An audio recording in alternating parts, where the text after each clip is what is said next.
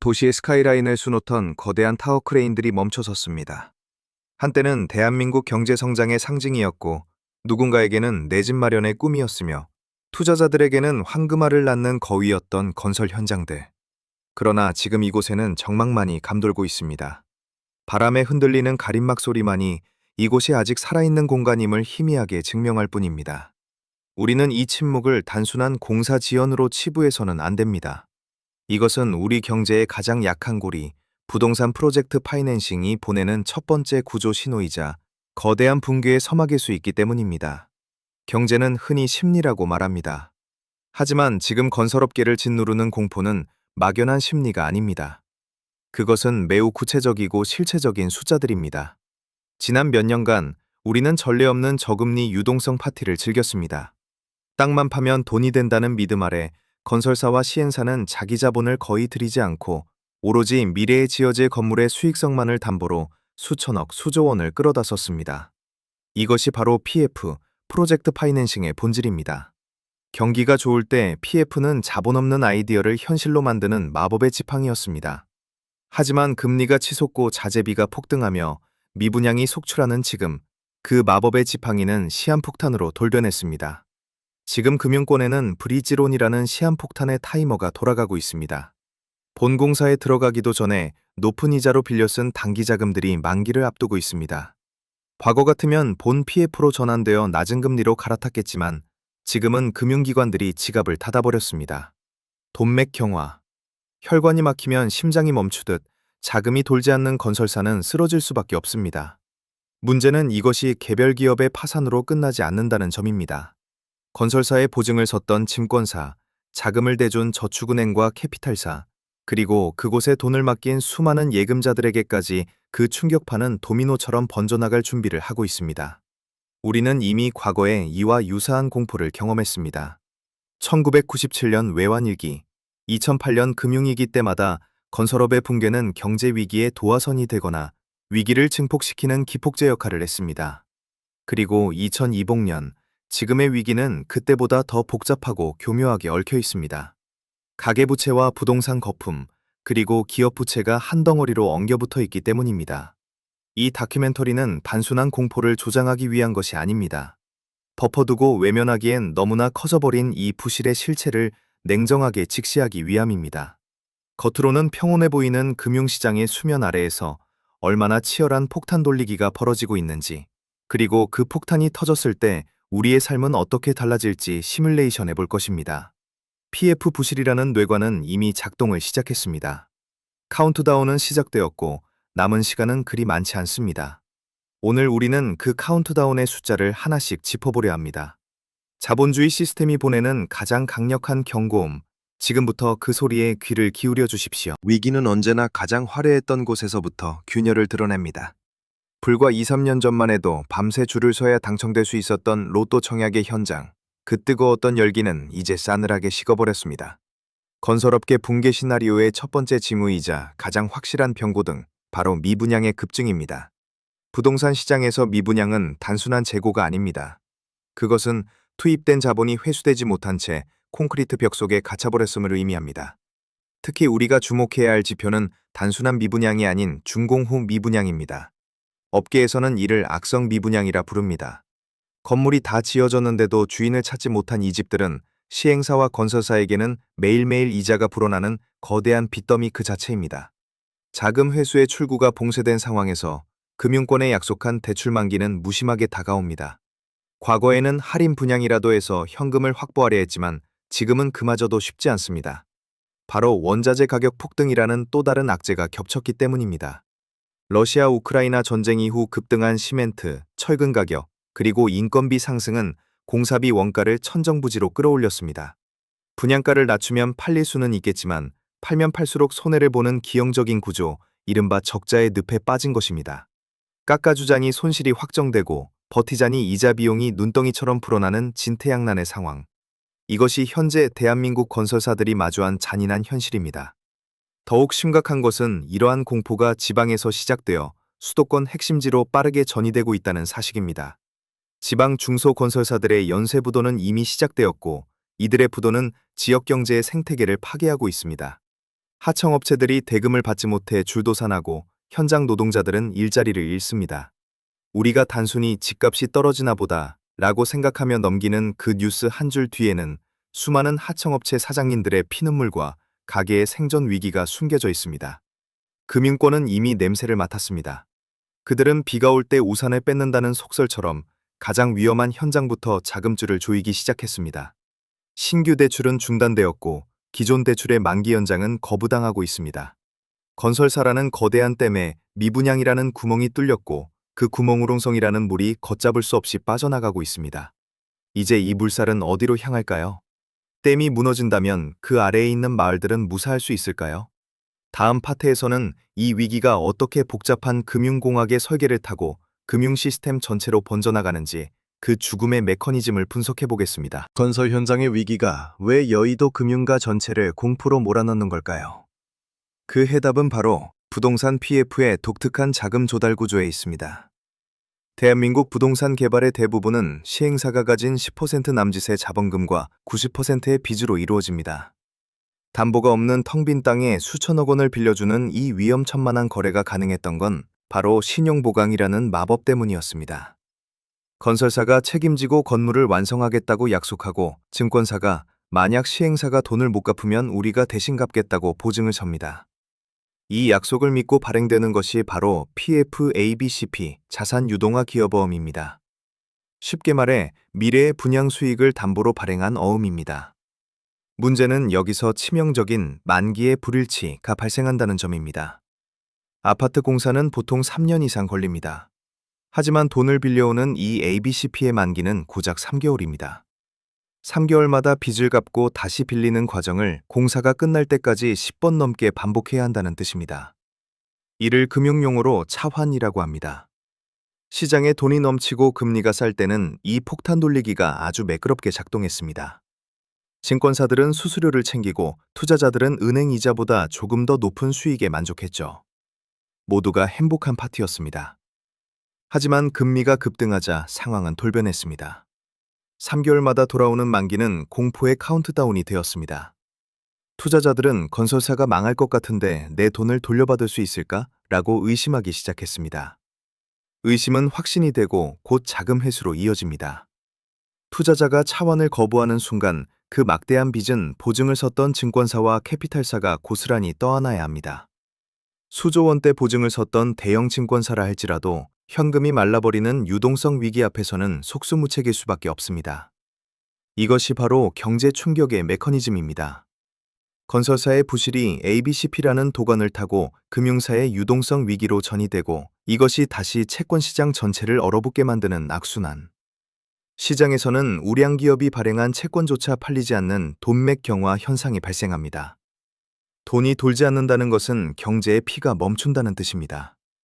건설업발 위기는 이제 금융 시스템의 심장부를 겨누고 있습니다. 과거 우리는 비슷한 구조적 결함으로 인해 국가부도 위기까지 몰렸던 경험이 있습니다.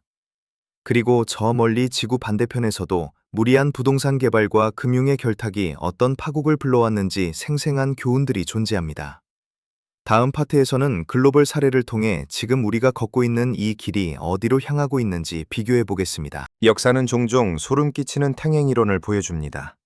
지금 대한민국 건설업계가 마주한 위기의 본질을 이해하기 위해 우리는 국경을 넘어 두 가지 거대한 사건을 되짚어봐야 합니다. 바로 중국의 헝다 사태와 미국의 2008년 서브프라임 모기지 사태입니다. 이들은 서로 다른 시기, 다른 장소에서 발생했지만 그 발단과 전개 과정은 지금의 우리와 놀랍도록 닮아 있습니다. 먼저 중국입니다. 중국 경제 성장의 견인차였던 헝다그룹은 무리한 차익 경영과 문어발식 확장으로 350조 원이 넘는 천문학적인 빚을 졌습니다. 중국 정부가 부동산 과열을 잡기 위해 대출 규제라는 레드라인을 긋자 유동성이 끊긴 헝다는 순식간에 디폴트에 빠졌습니다. 여기서 주목해야 할 점은 중국과 한국의 부동산 시장이 공유하는 선분양 제도입니다. 건물이 지어지기도 전에 수분양자의 돈을 받아 공사비를 충당하는 이 독특한 구조는 시행사가 무너질 경우 그 피해가 고스란히 서민들에게 전가된다는 치명적인 약점을 가지고 있습니다. 중국 곳곳에 남겨진 유령 도시들은 PF 부실이 터졌을 때 우리 국토의 미래가 될 수도 있는 섬뜩한 예고편입니다. 시계를 2008년 미국으로 돌려봅니다. 당시 월가는 신용도가 낮은 사람들의 주택담보대출을 묶어 복잡한 파생 상품을 만들고 여기에 체레이에이라는 최고 등급의 신용 포장을 씌워 전 세계에 팔았습니다. 기초자산이 부실해지자 안전하다고 믿었던 파생 상품들은 순식간에 휴지 조각이 되었고 전 세계 금융 시스템이 셧다운되었습니다. 지금 한국의 PFABCP가 바로 그 당시의 파생 상품과 닮아 있습니다. 사업성이 불투명한 개발 사업장들이 증권사의 신용보강이라는 포장지 하나에 의존해 우량 채권으로 둔갑하여 시장에 유통되고 있습니다. 기초 체력보다 과도하게 부풀려진 신용, 그리고 그 거품이 꺼질 때 발생하는 충격파. 이것은 2008년의 악몽이 우리에게 주는 경고입니다. 일본의 잃어버린 30년 또한 간과할 수 없습니다. 부동산은 절대 떨어지지 않는다는 신화가 깨졌을 때 개인과 기업이 짊어진 과도한 부채는 장기 불황의 늪으로 국가를 끌고 들어갔습니다. 자산가치 하락이 소비 침체로 이어지고 기업 투자가 위축되는 대차대조표 불황의 전형입니다. 지금 한국 경제는 이 모든 위기의 요소들을 복합적으로 안고 있습니다. 중국의 선분양 리스크, 미국의 복잡한 유동화 증권 리스크, 그리고 일본의 인구 구조 변화와 자산 거품 붕괴 리스크까지. 우리는 어쩌면 세계 경제사에서 가장 복잡하고 위험한 실험대 위에 서 있는지도 모릅니다. 과연 한국 경제는 이 거대한 파도를 버텨낼 방파제를 가지고 있을까요? 다음 파트에서는 이 도미노가 한국 경제 전반에 미칠 구체적인 파장, 그 충격의 시나리오를 정밀하게 분석해 보겠습니다. 건설 현장의 타워 크레인이 멈추는 순간, 그 충격은 콘크리트 벽을 넘어 금융 시스템의 가장 약한 고리인 제2금융권을 강타합니다. 시중은행보다 높은 금리를 주는 대신 더 위험한 투자를 감행했던 저축은행, 캐피탈, 그리고 증권사들이 1차 타격 지점입니다. 호황기에는 높은 수수료와 이자가 달콤한 과실이었지만 지금 그 과실은 썩어 문드러져 독이 되었습니다. 특히 우리가 우려하는 것은 브릿지론 비중이 높은 중소형 금융사들입니다. 본 PF로 넘어가지 못한 사업장들이 경매로 넘어가면 이들이 빌려준 돈은 원금 회수조차 불가능해집니다. 이미 일부 저축은행과 상호금융의 연체율은 위험 수위를 넘나들고 있습니다. 금융사가 부실 채권을 메꾸기 위해 쌓아야 하는 대손 충당금, 영업이익을 갉아먹고 이는 곧 금융사의 건전성 악화로 이어집니다. 만약 특정 저축은행이 흔들린다는 소문이라도 돈다면 과거 저축은행 사태 때 겪었던 뱅크런의 악몽이 재현될 수도 있습니다.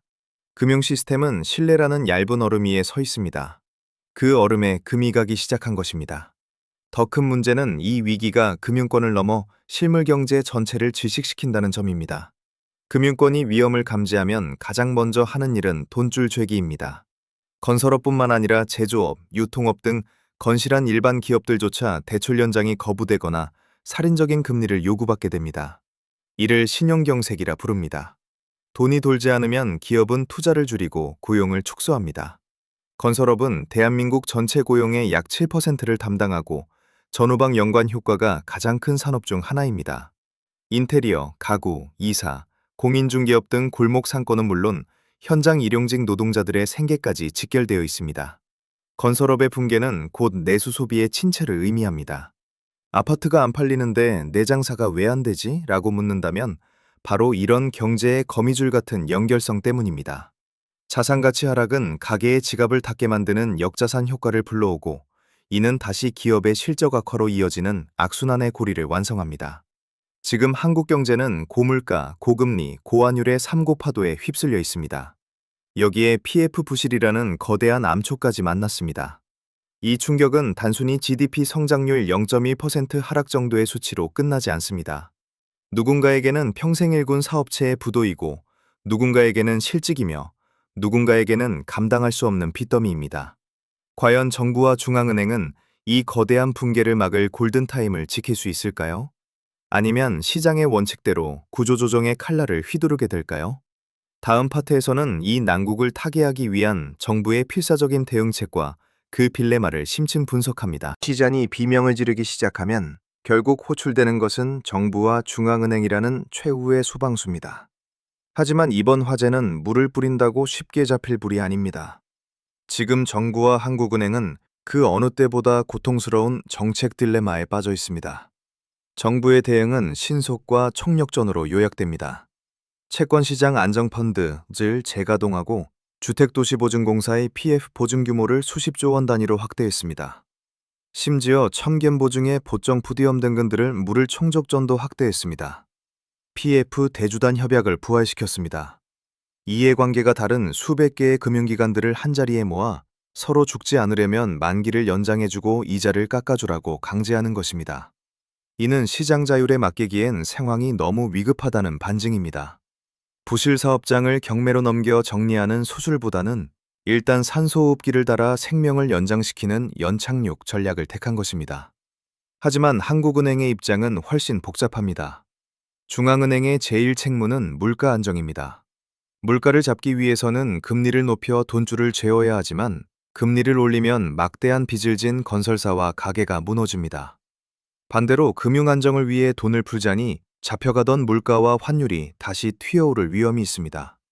엑셀과 브레이크를 동시에 밟아야 하는 모순적인 상황. 한국은행 총재가 매번 금융통화위원회 기자회견에서 안개 속을 운전하고 있다고 토로하는 이유가 여기에 있습니다. 더 큰 논란은 도덕적 해이입니다. 부동산 호황기에 막대한 성과급 잔치를 벌이며 수익을 독식했던 건설사와 금융사들이 위기가 닥치자 손실을 사회화하려 한다는 비판입니다. 이익은 사유화하고 손실은 공유화한다는 자본주의의 어두운 이면이 적나라하게 드러나고 있습니다. 정부가 투입하는 유동성은 결국 국민의 세금이거나 미래 세대가 갚아야 할 빚을 기반으로 합니다.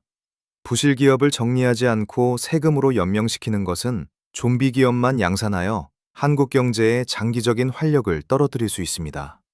지금 정부가 내놓은 대책들은 근본적인 치료제라기보다는 급한 불을 끄기 위한 강력한 진통제에 가깝습니다. 만기 연장과 이자 유예로 폭탄이 터지는 시점을 잠시 뒤로 미뤘을 뿐 부실의 내관 자체를 제거한 것은 아닙니다. 고금리 기조가 예상보다 길어진다면 그리고 부동산 경기가 반등하지 않는다면 미뤄둔 폭탄은 더 거대해져서 돌아올 것입니다. 정부의 방어선은 어디까지 버틸 수 있을까요? 그리고 이 거시적인 줄다리기 속에서 정작 보호받아야 할 개인들은 어떤 위치에 서 있을까요? 다음 파트에서는 이 혼란의 소용돌이 속에서 개인이 취해야 할 구체적이고 냉철한 생존 전략을 모색해 보겠습니다. 국가와 기업이 수조 원의 폭탄을 돌리고 있는 이 거대한 머니게임 속에서 과연 개인은 무엇을 해야 할까요? 정부가 방파제를 쌓고 중앙은행이 물을 퍼내고 있지만 그것이 내 집안까지 들이닥치는 불을 전부 막아주지는 못합니다. 이제 우리는 냉정하게 인정해야 합니다. 자산 증식의 시대는 저물고 자산 방어의 시대가 도래했습니다. 지금은 수익률을 쫓을 때가 아니라 생존을 위해 웅크려야 할 때입니다. 첫 번째 원칙은 현금 흐름의 확보입니다. 위기의 순간 현금은 왕이 됩니다. 자산 가격이 폭락하는 시기에는 부동산이나 주식처럼 현금화가 어려운 자산보다는 언제든 쓸 수 있는 유동성이 생명줄입니다. 무리한 대출을 일으켜 자산을 매입하는 영끌은 지금 같은 하락장과 고금리 시기에는 자살골이나 다름없습니다. 불필요한 지출을 줄이고 감당 가능한 범위 내로 부채 규모를 축소하는 디레버리징, 즉 빚 줄이기가 선행되어야 합니다. 변동금리 대출 비중이 높다면 고정금리로의 전환을 적극 고려하고 최악의 시나리오를 가정해 6개월 이상의 생활비를 비상금으로 확보해야 합니다. 두 번째는 돌다리도 두드리는 투자 전략입니다. 건설사 유동성 위기가 고조될 때 가장 조심해야 할 것은 고수익의 유혹입니다. 신용등급이 낮은 기업의 채권이나 높은 이자를 제시하는 제2금융권 상품 뒤에는 반드시 그만큼의 리스크가 숨어 있습니다. 특히 부동산 PF 관련 파생 상품이나 부실 우려가 있는 건설사 회사채는 신중하게 접근해야 합니다. 또한 주택 분양 시장에서는 브랜드만 믿고 벌컥 계약하는 관행을 버려야 합니다. 시공사의 재무 건전성을 확인하고 HUG 분양 보증이 확실한지 중도금 대출 조건에 독소 조항은 없는지 꼼꼼히 따져봐야 합니다. 짓다가 멈춘 아파트의 피해자가 내가 될 수도 있기 때문입니다. 세 번째는 전세 보증금 리스크 관리입니다. 집주인이 갭투자로 집을 샀다면 집값 하락 시 보증금을 돌려주지 못하는 깡통 전세 위험이 급증합니다. 등기부 등본을 통해 선순위 채권을 확인하고 전세 보증금 반환 보증 보험 가입은 선택이 아닌 필수입니다. 나의 전 재산일 수 있는 보증금을 지키는 것은 그 누구도 대신해주지 않습니다. 마지막으로 시장 공포에 휩쓸리지 않는 평정심입니다. 위기는 영원하지 않습니다. IMF 때도 금융위기 때도 준비된 사람들에게 위기는 곧 기회였습니다. 지금의 하락장은 언젠가 우량한 자산을 싼값에 매입할 수 있는 박앤세일 기간이 될 것입니다. 다만 그 기회는 살아남은 자에게만 주어집니다. 섣불리 바닥을 예단하여 떨어지는 칼날을 잡기보다는 시장이 안정화되는 신호를 기다리는 인내심이 필요합니다. 지금 우리에게 필요한 것은 막연한 낙관도 지나친 공포도 아닙니다. 차가운 이성으로 내 자산의 체력을 점검하고 다가올 겨울을 버텨낼 땔감을 준비하는 것입니다. 폭풍은 지나가기 마련이지만 튼튼한 집만이 폭풍 후에도 그 자리에 서 있을 것입니다. 이제 이 긴 여정을 마무리할 시간입니다. 이 위기가 한국 경제에 남길 상처와 교훈, 그리고 우리가 나아가야 할 길은 무엇일까요? 마지막 엔딩에서 묵직한 메시지를 전해드리겠습니다. 우리는 앞서 PF 부실이라는 시한폭탄의 내관과 그 파괴력을 살펴보았습니다. 하지만 근본적인 질문이 남습니다. 왜 대한민국 경제는 유독 건설과 부동산이라는 변수에 이토록 취약한 걸까요? 왜 건설사의 위기가 곧바로 국가 경제의 위기로 직결되는 걸까요? 그 답은 우리 경제가 지난 반세기 동안 쌓아올린 부동산 공화국이라는 기형적인 성장 모델에 있습니다. 대한민국 가계자산의 약 70% 이상은 부동산에 묶여 있습니다. 미국이나 일본이 30조 40% 수준인 것과 비교하면 압도적으로 높은 수치입니다. 집 한 채가 전 재산이라는 말은 비유가 아니라 대다수 한국인의 적나라한 현실입니다. 기업들 역시 마찬가지입니다. 기술 개발과 혁신에 투자해야 할 돈을 땅과 건물을 사는 데 쏟아부었습니다. 부동산 불패 신화는 기업들에게도 가장 안전하고 확실한 재테크 수단이었기 때문입니다. 이러한 자산 쏠림 현상은 경제 전체를 거대한 인질극으로 몰아넣었습니다. 부동산 가격이 떨어지면 가게는 소비 여력을 잃고 기업은 담보가치 하락으로 자금난에 빠지며 정부는 세수 부족에 시달립니다. 즉, 부동산이 무너지면 대한민국 주식회사 전체가 멈춰서는 구조입니다. 건설업이 GDP에서 차지하는 비중은 약 15% 내외로 이는 선진국 중에서도 유례를 찾기 힘들 정도로 높습니다. 정부가 매번 부동산을 잡겠다고 공언하면서도 막상 가격이 하락하면 부랴부랴 규제를 풀고 빚을 내서 집을 사라고 권하는 모순적인 태도를 보이는 이유도 여기에 있습니다. 건설 경기를 띄우지 않고는 단기적인 경제 성장률을 방어할 수 없기 때문입니다. 이번 PF 사태는 단순한 금융사고가 아닙니다. 땅 짚고 헤엄치기식의 손쉬운 개발 이익에 취해 제조업과 첨단 산업이라는 진짜 성장 동력을 소홀히 했던 우리 경제에 날아온 비싼 청구서입니다. 우리는 그동안 혁신보다는 투기에, 땀보다는 땅에 베팅해왔습니다. 시행사는 자기 자본 없이 빚으로 사업을 벌이고, 금융사는 사업성 평가 없이 담보만 믿고 돈을 빌려주고, 국민들은 빚을 내서 그 결과물을 사는 거대한 부채의 탑. 이 탑이 바람에 흔들리고 있는 것입니다. 지금의 고통은 뼈아프지만 어쩌면 우리가 반드시 겪고 넘어가야 할 통과 의례일지 모릅니다. 이번 위기를 단순히 유동성을 공급해 덮고 넘어간다면 우리는 일본식 장기 불황이라는 더 깊은 늪에 빠지게 될 것입니다. 과도한 부채를 털어내고 자본이 부동산이 아닌 생산적인 곳으로 흐르도록 물길을 바꾸는 구조개혁. 그것만이 이 카운트다운을 멈출 수 있는 유일한 해법입니다.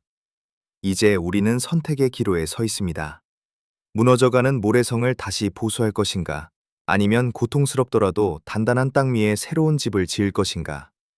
다음 파트에서는 이 구조조정의 태풍이 지나간 후 대한민국 경제와 부동산 시장이 맞이할 새로운 질서에 대해 이야기해보려 합니다. 인구 절벽과 맞물린 미래의 풍경은 지금과는 완전히 다른 모습일 것입니다. PF 사태라는 급한 불이 꺼진다 해도 우리 앞에는 인구 절벽이라는 거대한 빙하가 기다리고 있습니다. 이번 건설업계 위기가 단순히 금융적인 유동성 문제로만 끝나지 않을 것이라고 경고하는 이유가 바로 여기에 있습니다. 지금까지 대한민국 부동산 시장은 기다리면 오른다는 믿음, 즉 인구 증가와 고도 성장이 뒷받침해준 우상향의 역사였습니다. 하지만 이제 그 엔진이 꺼졌습니다. 생산 가능 인구의 감소와 세계 최저 수준의 출산율은 주택 수요의 구조적 감소를 의미합니다. 과거에는 빚을 내서 아파트를 지으면 누군가는 사줬습니다. 하지만 이제는 지어놔도 들어와 살 사람이 줄어드는 시대, 축소 사회로 진입했습니다. 이번 PF 부실 사태는 어쩌면 수요가 뒷받침되지 않는 과잉 공급이 한계에 다다랐음을 알리는 신호탄일지도 모릅니다. 이 폭풍이 지나간 후에 부동산 시장은 과거와는 전혀 다른 초양극화의 양상을 띨 것입니다. 모든 지역이 다 같이 오르는 대세 상승기는 끝났습니다. 일자리와 인프라가 집중된 수도권 핵심지와 인구가 소멸해가는 지방 외곽 지역 간의 격차는 돌이킬 수 없을 만큼 벌어질 것입니다. 일본의 다만 뉴타운이 유령 도시가 되고 도쿄 도심의 로폰기 힐즈가 번영하는 것처럼 우리도 똘똘한 한 채를 넘어 살아남을 입지만이 가치를 인정받는 냉혹한 차별화 장세가 펼쳐질 것입니다. 건설업계의 생태계도 완전히 뒤바뀔 것입니다. 단순히 땅을 파고 건물을 올리는 시공 중심의 비즈니스 모델은 더 이상 유효하지 않습니다.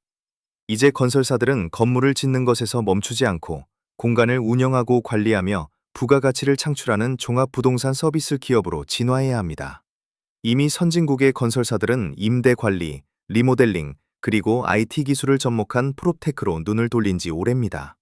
살아남는 기업은 콘크리트를 붓는 회사가 아니라 라이프 스타일을 제안하는 회사가 될 것입니다. 개인들의 인식 또한 소유에서 거주로, 투자에서 관리로의 거대한 패러다임 전환을 요구받고 있습니다. 집이 더 이상 무조건적인 자산 증식의 수단이 될 수 없다는 사실을 깨닫는 순간 시장의 거품은 걷히고 실수요 중심의 새로운 질서가 자리 잡을 것입니다. 우리는 인정해야 합니다. 부동산 불패 신화의 시대는 저물었습니다. 이제 우리는 성장통을 겪으며 성숙한 시장으로 나아가는 과도기에 서 있습니다. 거품이 빠진 자리, 그 황량하지만 단단한 땅 위에서 우리는 무엇을 다시 쌓아 올려야 할까요? 다음 마지막 파트에서는 이 긴 다큐멘터리를 갈무리하며 위기를 넘어 새로운 기회를 찾기 위한 제언과 묵직한 엔딩 메시지를 전해드리겠습니다. 우리는 긴 시간 동안 대한민국 경제를 위협하는 PF 부실이라는 시한폭탄의 실체를 추적해왔습니다. 멈춰버린 크레인에서 시작된 공포는 금융 시스템을 흔들고 우리의 일상을 파고들어 미래의 불안까지 자극하고 있습니다. 하지만 이 다큐멘터리의 마지막 장에서 우리는 절망이 아닌 냉정한 희망을 이야기하려 합니다. 경제학자 슌페터는 자본주의의 발전 과정을 창조적 파괴라고 정의했습니다. 낡고 비효율적인 것이 무너져야 그 폐허 위에서 새롭고 혁신적인 것이 자라날 수 있다는 뜻입니다. 지금 우리가 겪고 있는 이 진통은 어쩌면 부채와 부동산에 과도하게 의존해온 한국 경제의 낡은 체질을 바꾸기 위해 반드시 치러야 할 대가일지도 모릅니다. 물론 그 과정은 고통스러울 것입니다. 구조조정의 칼바람 속에 누군가는 실패를 경험하고 시장은 한동안 침체기를 겪을 수 있습니다. 하지만 썩은 살을 도려내지 않고는 새 살이 돋을 수 없습니다. 정부가 빚으로 빚을 막는 미봉책에 그치지 않고 과감한 구조개혁을 단행할 때, 금융사가 담보가 아닌 기업의 실력을 보는 눈을 키울 때, 그리고 우리 개개인이 영끌과 대박의 환상에서 벗어나 건전한 투자의 원칙을 세울 때, 비로소 이 위기는 기회라는 이름으로 우리에게 돌아올 것입니다. 1997년 우리는 국가부도의 위기 속에서도 금을 모으며 다시 일어섰습니다. 2008년 전 세계가 무너질 때도 우리는 가장 빠르게 회복했습니다. 한국 경제의 저력은 위기 앞에서 더욱 빛을 발했습니다. 지금의 PF 사태 역시 우리가 넘어야 할 또 하나의 높은 파도일 뿐입니다. 중요한 것은 파도에 휩쓸리지 않고 파도를 타고 넘을 수 있는 단단한 배를 만드는 것입니다.